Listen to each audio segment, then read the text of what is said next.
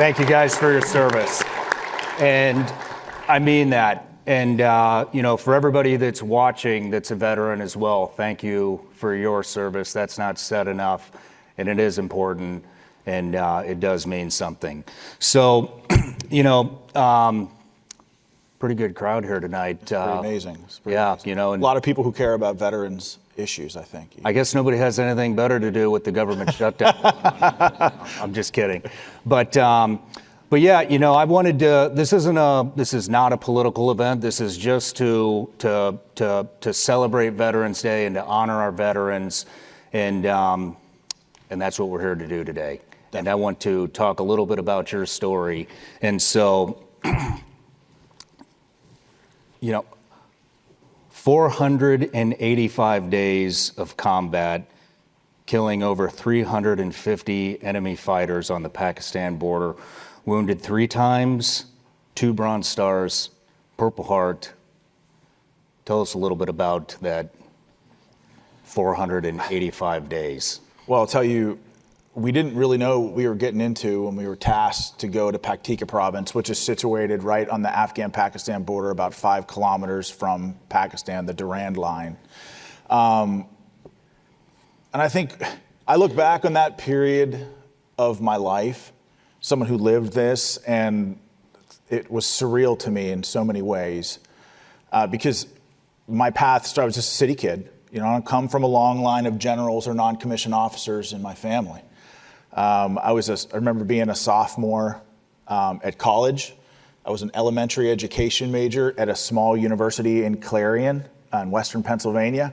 It was so crazy, Sean. I remember we had this big party, and the night before this party, we had this big conversation with my friends, my roommates at the time, and we talked about how our generation didn't really have a moment. We didn't really have a challenging moment where the rubber met the road, something that was existential for us to get involved, galvanize, and fight behind a common mission.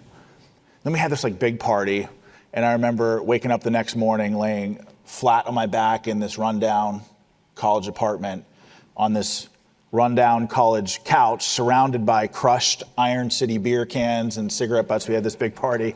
And I remember... Kind of sounds like Afghanistan. Kind of sounds like... I remember sitting up. The world was spinning, had the hangover of a lifetime, and I remember staggering over to the television set, turning it on, and watching it flicker to life, just in time to see an airplane crash into the World Trade Center. And in that moment, I experienced a range of different emotions, somewhere between anger and fear.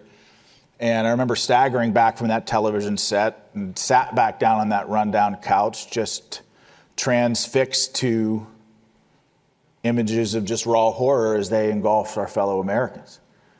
I remember a lot of things from that day, but I remember people falling from those towers, those flaming towers, and dying on live television.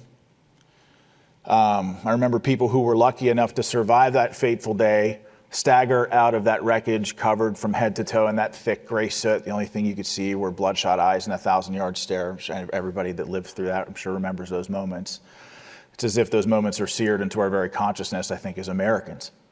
But what affected me the most, and what I think was the catalyst for me to join and serve, and the reason why I found myself in Afghanistan, what were the first responders.